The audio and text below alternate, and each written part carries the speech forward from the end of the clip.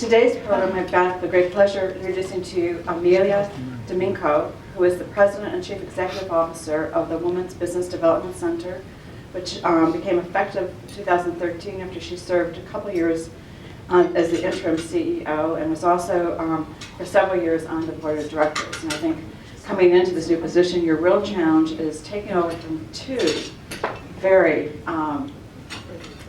dominant founders of this organization.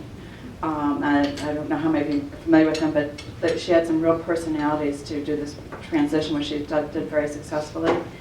Prior to this position, she served 30 years with BMO Harris and was an executive vice president at the bank. She had profit and loss responsibility 80% of the time while she was there, and she managed budgets in excess of $200 million. She's well known for contributions to leading civic and professional organizations. She currently serves on the State of Illinois Business Enterprise Council, the State of the Illinois Charitable Trust Stabilization Fund Board, the State of the Illinois Advancing the Development of Minority Entrepreneurship Council, the City of Chicago Small Business Advisory Council, and the Metropolitan Capital Bank Women's Advisory Board. In 2015, Emilia was selected by Chicago Tribune as a member of the Blue Network, featuring more than 100 Chicago's most compelling innovators and entrepreneurs. She's also on Crain's Chicago Business Who's Who's list, and nationally she's a leader in women impacting public policy, helping the organizations develop policies for access to capital for women-owned businesses. She holds her BS and MBA, both in finance from DePaul University, and she studied international finance in Rome via Loyola University. And we're going to have a little Q&A between the two of us, and then we'll open it up for the rest of you to ask questions. So, thank you very much for joining us. Thank you for having me. Thank you. So just to kind of start off, beginning where you started from, after graduating from college, you began working at the bank, and you very successfully worked your way up the ladder to executive vice president. And as you and I were just talking a few minutes earlier, some of the challenges, particularly our generation has felt. So what kind of challenges did you face as a woman executive in a very male-dominant industry? Well, as some of you know, it was a very different world. In the late 70s, women were just starting to enter the business world, and while there were a lot of women in banks, even back then it was on the retail side, not on the corporate and commercial side. There were lawsuits. There were women before us who stood up, and there were class actions that was going on. So the banks had to rethink how they were hiring. So the reason I was capable, and I would have been capable before or after, but I really attribute my being hired by BMO Harris for their management training program in their corporate and commercial bank, I attributed to the work of women before me. And so it was a very interesting time, and half of my class, when I started at the bank, in those days those management training programs were a couple of years long, were women and minorities. The issue was, they did a good job of hiring. The issue then, and the issue that continues now, is how do you keep talented people engaged, and how do you promote them so they want to stay with you, for an extended period of time. The rules are a little bit different today. The loyalty between companies and their employees has changed, so it's really a very, very different world. But there were a lot of challenges, and those challenges had to do with, in the simplest way I could say it, had to do with access. They had to do with recognition, and they had to do with rewards. It's not that they didn't exist. It's not that you didn't have to have, you didn't have access, but you had to work harder to get comparable access.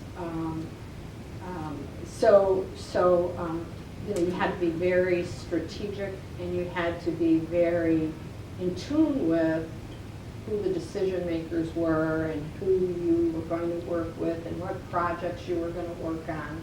Because if you didn't do those things, the opportunity to move ahead was even less. So I feel that I was very fortunate, and the reason I feel I was very fortunate was because I had male sponsors, because there were no women. I mean, there were no women that were in those jobs in the corporate bank before me. And those male sponsors really made sure, helped me work on projects that allowed me to get some recognition. And I worked really, really hard on those projects. But I don't think that I would have done as well. And I don't think you can get ahead today without having sponsors. I mean, I think it's the same.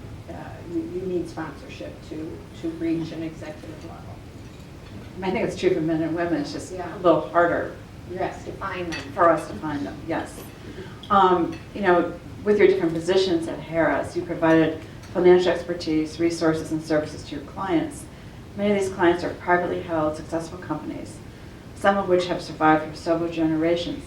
And what did you learn from your experience in terms of what kind of barriers are out there for women business owners that face in the workplace, having dealt with so many male business owners? So the barriers that I saw then, that I saw with our clients, that I see today with the women business owners that we work with at the center, I'm going to use this word again and again. It has to do with access. It's access to information, it's access to networks, it's access to contracts, it's access to capital. And what I saw is in most cases, now this doesn't happen as much today, but back when I was observing in a different way what was going on, usually if there was a family-run business and there were children that were boys and girls, the business usually went to the male in the house. Even if the daughter was the oldest. It's not that it never happened. It was just an exception that it happened. What I will tell you is that the daughters were very involved usually in the business, and they had a significant role in the business. It just wasn't usually with the title of CEO. But today, we see more and more that family-run businesses are being turned over to the most capable.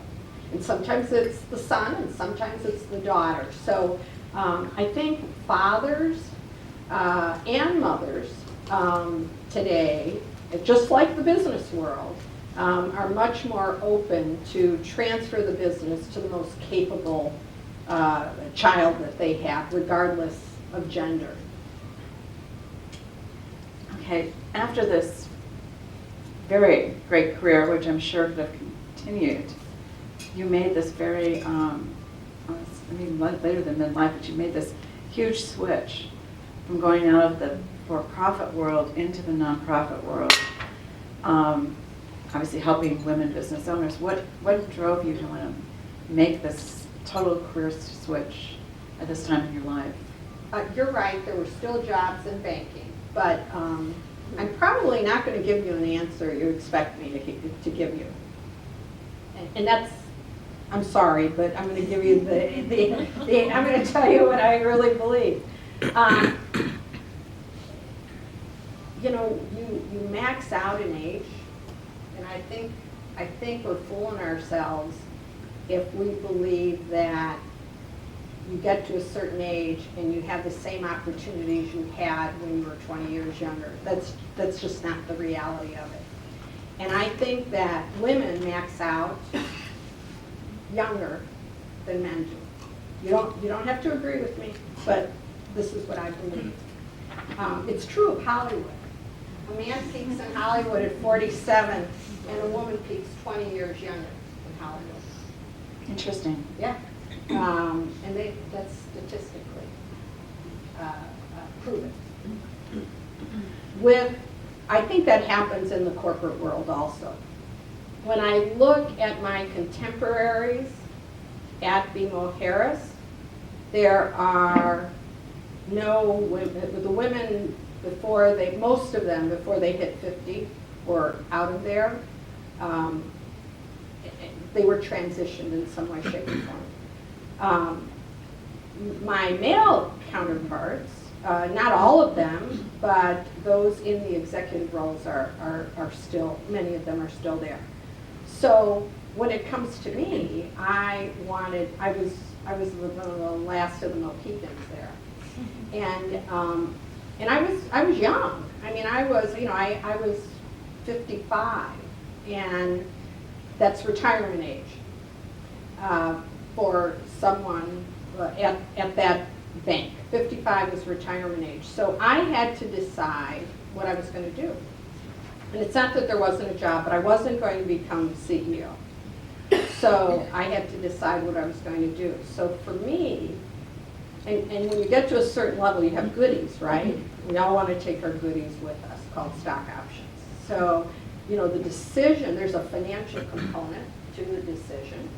So I had to decide how I was going to manage my career, because I felt that I was still young, I still wanted to work. I had to decide what I wanted to do. And you know, after 30 years, I didn't have to prove to myself that I could be successful in banking anymore. And I wanted to decide, I wanted though to leverage the skills I had. So I had business and financial acumen. And one of the things that I did and for many, many years at the bank was I was on the bank's foundation board, and I was on the bank's PAC. So I was very involved in the community, and I was very involved politically also. And I had always focused on women and children. And because I was the most senior woman in the corporate and commercial bank, I felt it was my responsibility and obligation, just like those before me, to make sure that I looked out for women and minorities. So I was always an advocate in the bank for diversity and inclusion. So I sat on a number of boards, including, as Carla said, on the Women's Business Development Center board. I also chaired the long-term strategy committee of that board, and I knew that succession was a big issue because of our two iconic founders, and finding someone who they trusted and could work with and we could manage this transition was going to be quite a challenge. So the banks, for those of you who know banking, they're required to invest in the community because of the Community Reinvestment Act, which is a very good thing. And what I decided to talk about, because one of my first jobs at the bank when I was a trainee was, this is all connected, our CEO at the time was chairing the United Way campaign. So a trainee was always assigned to the CEO to help him out on the campaign. And I was selected to work with the CEO when I started on there. I was loaned to the United Way. So what's interesting for me is my entry into the bank and my exit in the bank occurred the same way.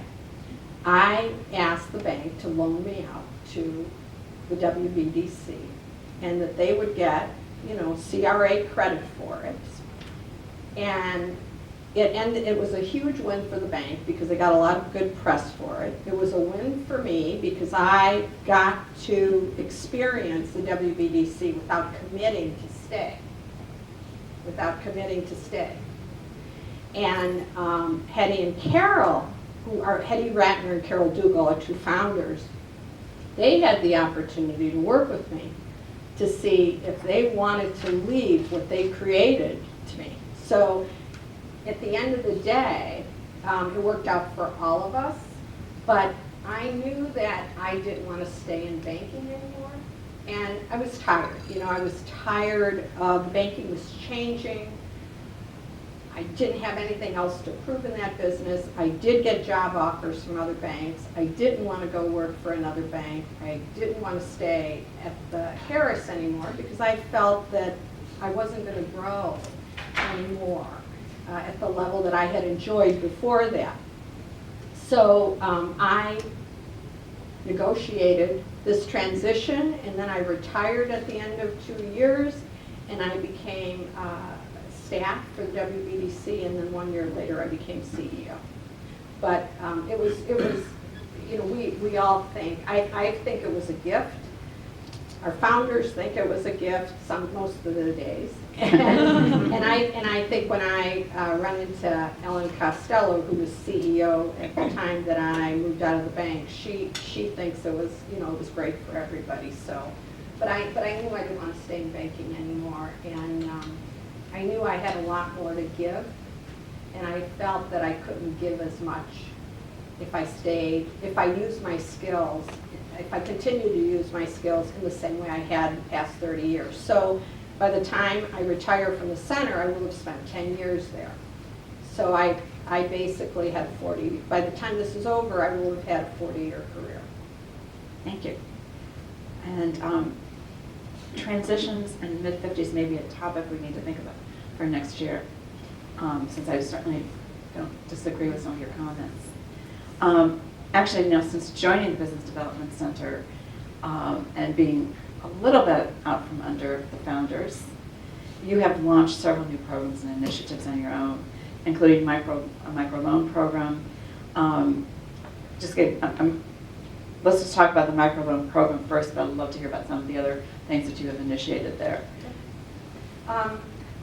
So obviously, I know how to make a loan, right?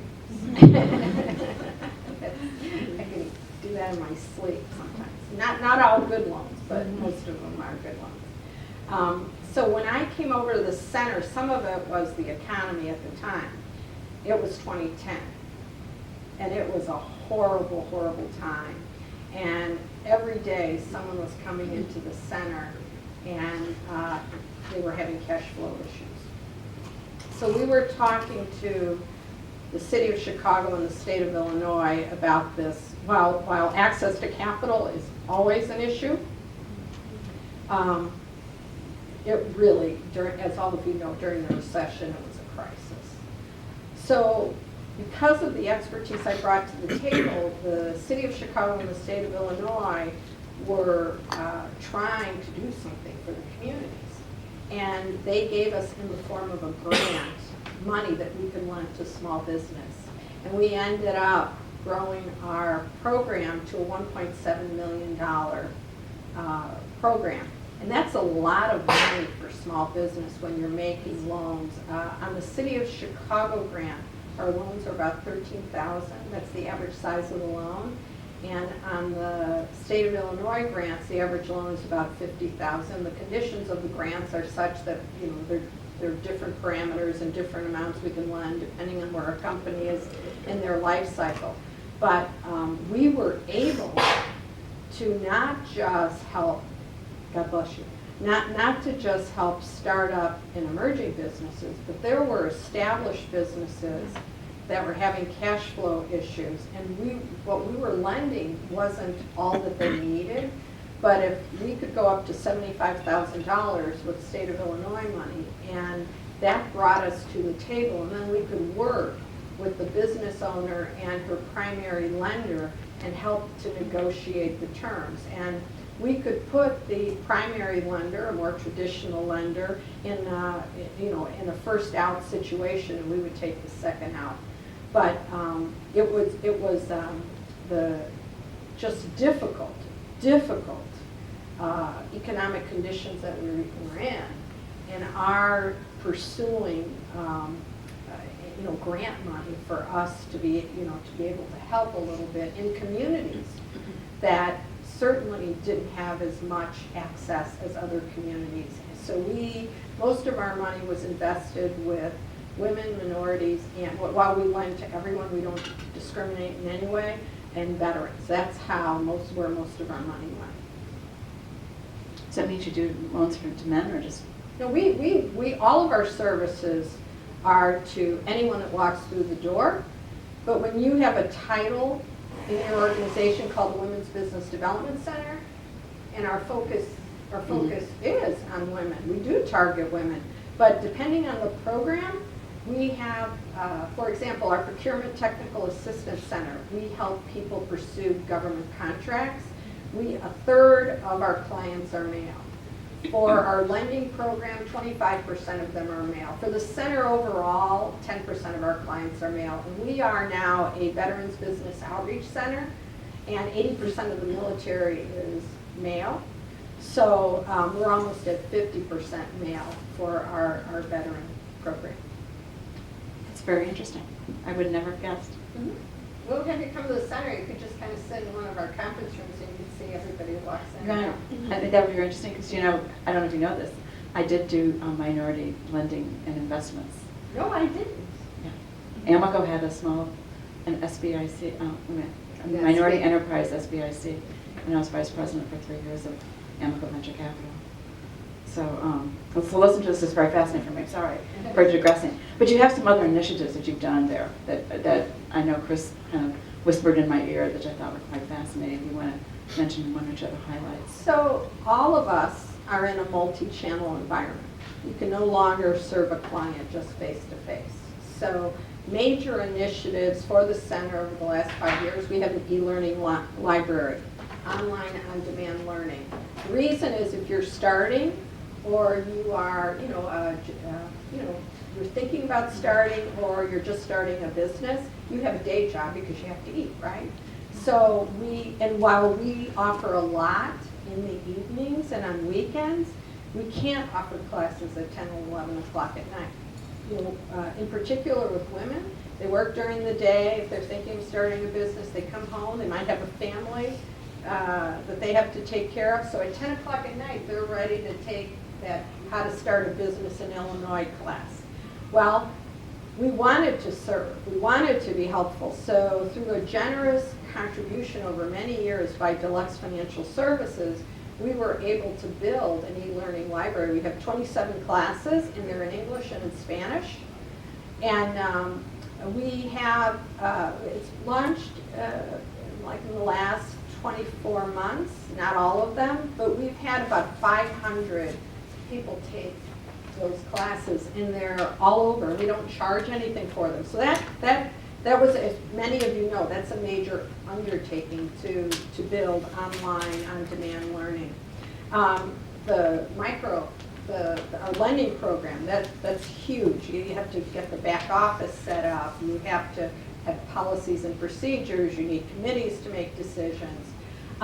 We have expanded geographically. We're doing, while 70% of what we do is in the state of Illinois, we serve 8 other states besides Illinois, and it's all in the upper Midwest. What we do in those states is that we certify women-owned businesses as bona fide, 51% owned, managed, and controlled. And the reason we certify them is so they have access to certain programs that corporations as well as public entities would like to award to women and minorities. We just do the women's certification. When the certification is helpful, but it's only helpful if you do a lot of programming around it. What that means is that we work with corporations to make sure that they are, and we do a lot of matchmaking. We look at what the corporations are buying, we match them with the women business owners. So there's a lot of activity that we conduct in our major markets outside of Illinois. So that geographic expansion, we opened a new office in Aurora in the last couple of years. Why Aurora? It's the second largest metropolitan area in the state of Illinois. It has a very vibrant small business community. It's richly diverse, and it's very underserved, very underserved. What we did was we took a subset of the WBDC and we put it in Aurora. We have 4 people in Aurora right now, and they're supported by the people that we have in the city, but there's 4 that just sit there all day and work with the people in the community. You know, in the city of Chicago, we have a lot of various nonprofits that support entrepreneurs. We can do a better job, we could be more collaborative, we could be more organized, but there are a lot of resources in the city of Chicago. When you go 50 miles west to Aurora, a wonderful, wonderful community, very, very underserved. But that expansion was pretty significant for us. And we infused technology in the center. It's how we operate. It's what we teach. It's how we teach. So the whole technology conversion of the center was a big deal. This is internal, not external, but we updated the center. The center's furniture and the way the center looked, it was built through the generosity of donations. And it's still being built through the generosity of donations, but we put a lot of technology in the center. We have flat screens, the counseling rooms, we can do a lot of, we can do Skype counseling. So the big changes in the center were making sure that what we offer are the relevant topics. In serving established business owners, we offer topics such as succession planning, growth through merger and acquisition, not just organic growth. When we talk about accessing capital, it isn't just bank debt. We talk about capitalization and all the different forms of capital they can raise. We talk about risk management. One of the reasons that businesses fail is they are not anticipating things going wrong. I mean, it's good that business owners are optimistic and have a great plan, but you have to always have a plan B just in case plan A doesn't work out. So the relevancy of our programs, utilizing technology, access to capital, and the regional expansion are the 4 cornerstones of our strategy. And those are the things that we really focused on in the last few years. Shifting a little bit, because you talked about having gotten introduced to this organization by volunteering on the board. Let's talk about volunteerism. And you have a very commitment to it. Why is taking time from your job, I mean, here you've got a full-time job and you're volunteering. Why? So initially I did it because I felt it was the right thing to do. But when I got back from it, it was a great career decision, but that's not why I did it. I did it because I wanted fulfillment in a different way. And so I stepped up, and how I got opportunity at the bank was a lot of stepping up. I'll do that because someone else didn't want to do it. And as I got involved, I really began to understand and feel what corporate citizen, why it was very, very important that corporations support the community, because as the community becomes healthier, the company becomes healthier. It becomes healthier because of the talent that's there. It becomes healthier because of who their customers are. So I stepped up because others weren't. I mean, I wanted to give back. I stepped up and looked at opportunities that others weren't stepping up. And given that I was the only woman on the management team for the corporate and commercial bank, if I didn't step up for women, nobody else was going to say they want to sit on the board of the WBDC or the YWCA. But when I got there, my learning, really, my understanding of what corporate citizenship really was expanded. And when I felt the impact that we were having on the community, that's when I transitioned. I was asked to join the bank's foundation board. It was a labor of love. It helped the bank in many, many different ways, but it helped me too. It helped me personally, but what I did was, and this was not planned. This was not planned. It just happened. What happened was I ended up developing a brand for myself that was outside of the bank. I mean, I had a brand that was affiliated with the bank, but the work that I did resulted in my establishing my own brand.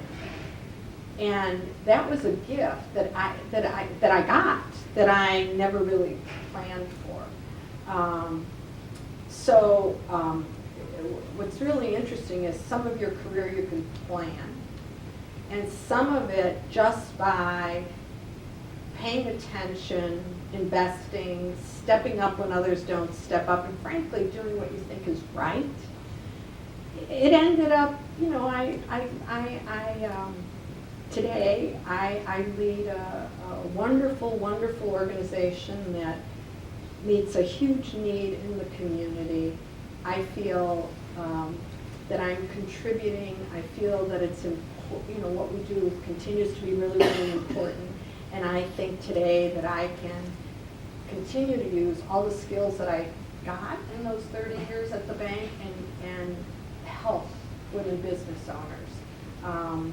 But it was a gift, and I would be lying to you to tell you that when I embarked on this journey, that how I could have never anticipated 36 years ago that I would be sitting where I am today. I could have never anticipated that.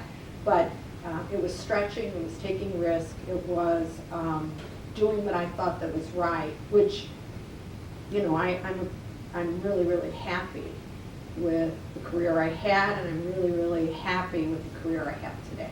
So, Okay, with all this work, volunteerism, do you have a home life? well, Work balance, I mean, how do we? well, because so I think you can have it all, but not at the same time.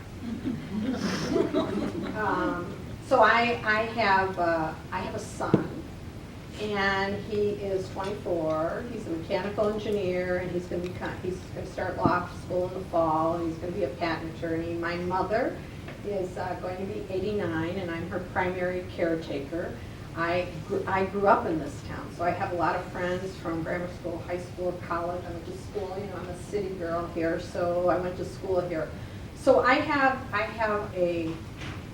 think I have a great personal life, but, you know, Monday through Friday and on weekends, work has and continues to take up a huge piece of my life, you know. Last night, I mean, Chris Royce, who has worked with the center for, since, I don't know, for over 20 years. She, you know, we worked with Carla to make sure that we were, you know, asking questions that Carla thought you'd be interested in, and Chris and I have to have conversations, and last I had my homework to do over the weekend. You know, I knew that I had to think about what I wanted to say to you, and I'm going to be in Minneapolis on Wednesday, Thursday, Friday, because we have an office up there and a big event, and when we go up there, we visit a lot of our funders. So I don't think, I think this is the other gift. I don't really separate my personal life from my business life. It's all integrated. My friends some I grew up with, some I started working with them at Harris Bank when I was a trainee. So, you know, even though it sounds like I work all the time, it's really, it doesn't feel like work all the time, because one, I'm doing what I really want to do. I don't have to do this. I'm not doing this for fame or fortune. I'm doing it because I want to do this. The people I spend time with are people that I really enjoy. And the work I do, I think, really matters. So I think if you don't feel that way about how you spend your, you know, even if you're only working 40 hours a week, 40 hours a week is a long time. But, you know, we have to keep timesheets at the center because of our funders, our government funders in particular. So, you know, when you look at the hours that I put on there, and I don't put all the hours, I mean, I'm on a lot, but I don't consider it work. I consider it my life. So I don't think I did a very good job answering your question. That's okay. It's everybody's opinion. Does anybody in the audience have some questions? Susan. So, Emilia, I know you took over the WBDC from two women who founded the organization. One of them was a very strong personality. Can you tell us about the transition, and is there any advice you can give us about, I think when you're taking over from a founder, I think that probably gives you some challenges there, and especially when you're taking over from such a strong founder. So any advice on either side? So, this is the good news.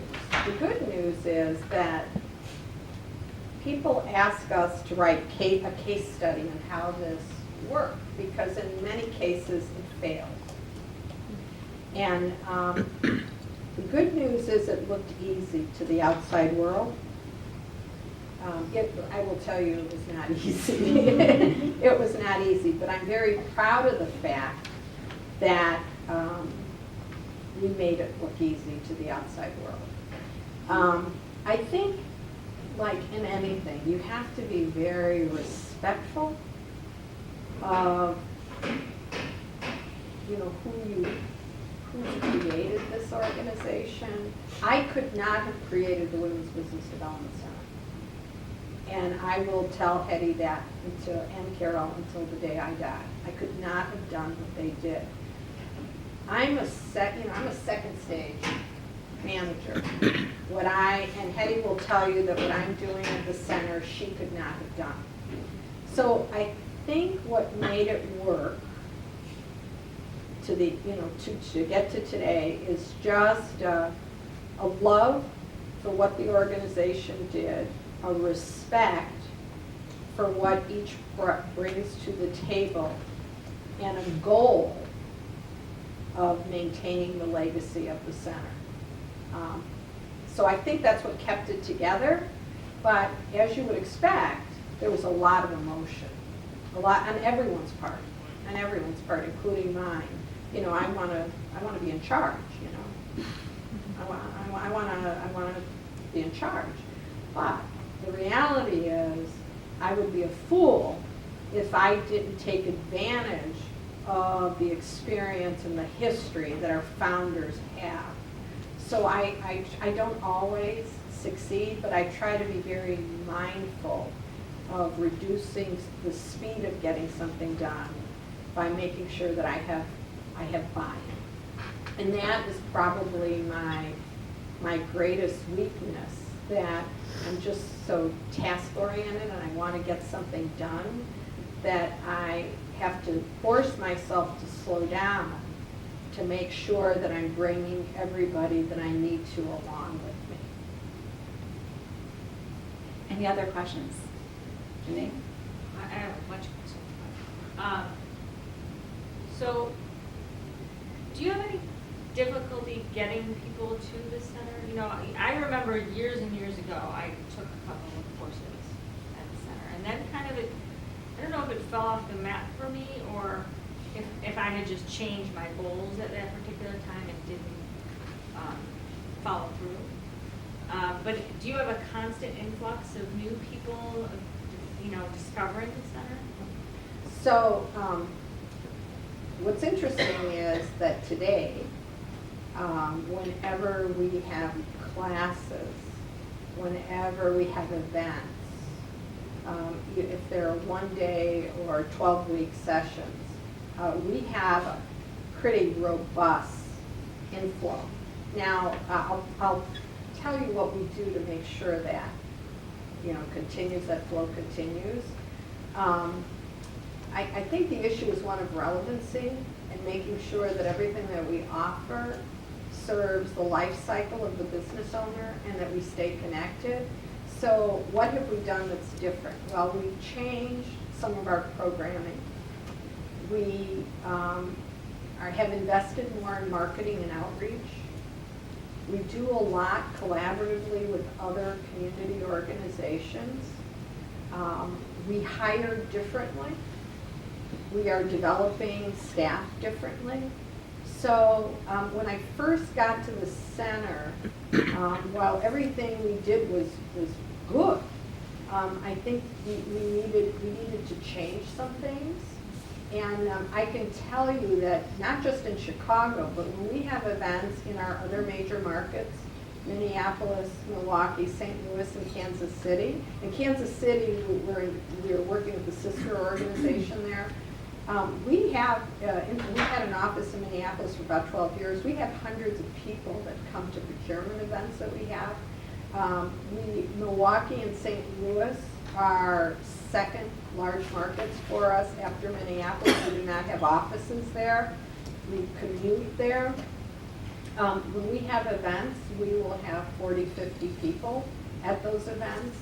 But it has to do with what we've invested in is working more with, as I said earlier, other organizations. We do a lot in marketing. We do a lot in social media. So we've changed both what we offer and our outreach. Well, we serve about 3,400 women business owners a year, and we have a staff of almost 40. Wow. Yeah. Wow. So, Amy, may I take one more question? Because so much time what time it is, because I forgot to bring my watch. it's fun. Okay, one more question. Who are you funded by? We have a budget of about $4 million. That's absent getting any loan money, because that will cause it to go up, but that's money that we don't use for operating the center.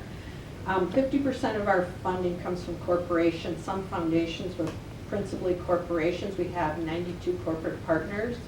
20% of it comes from government entities, city, county, state, federal, a lot more federal money than local money for all the obvious reasons. And 20%, when we certify businesses, there's a small fee associated with it.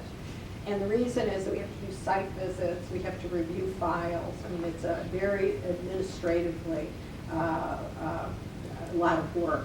So there's a small fee. So 20% comes from the certification fees. We certify 1,700 women-owned businesses, and 10% are just a variety of little things that we do.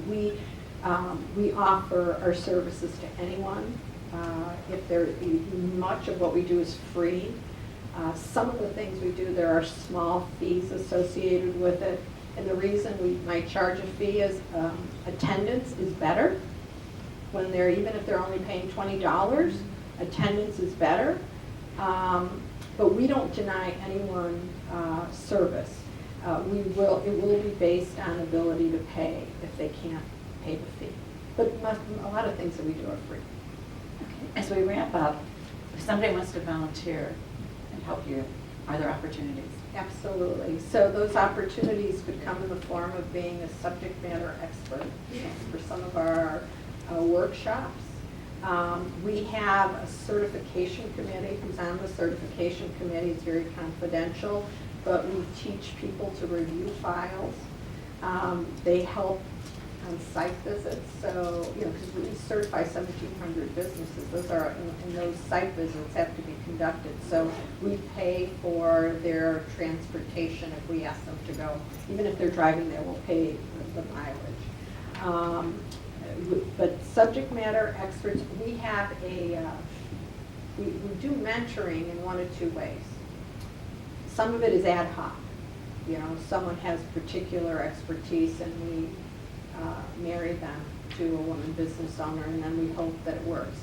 But we also use a tool called Micro Mentor, and it's like Match.com. We train the mentors to be mentors. We train the trainees on how to be good mentees. They both put their profiles out on this tool, and they find each other on this tool. There's still more work that we have to do with Micro Mentor and with mentoring overall, but those are the two ways that we support our clients. If you have particular industry expertise, one of the biggest gaps for small business in general and for women business owners is they don't have the resources to get the industry information so that when they call on a United, a Boeing, a BP, they are as prepared as they should be for that call. And technology. providing support to women business owners on how they can utilize technology to become more operationally efficient. We have courses on that, of course, but if you have those particular skills in industry, including technology, those would be gaps for small businesses. And we could have a conversation and in some way figure out if we can connect you with some of the small businesses and women-owned businesses that we serve.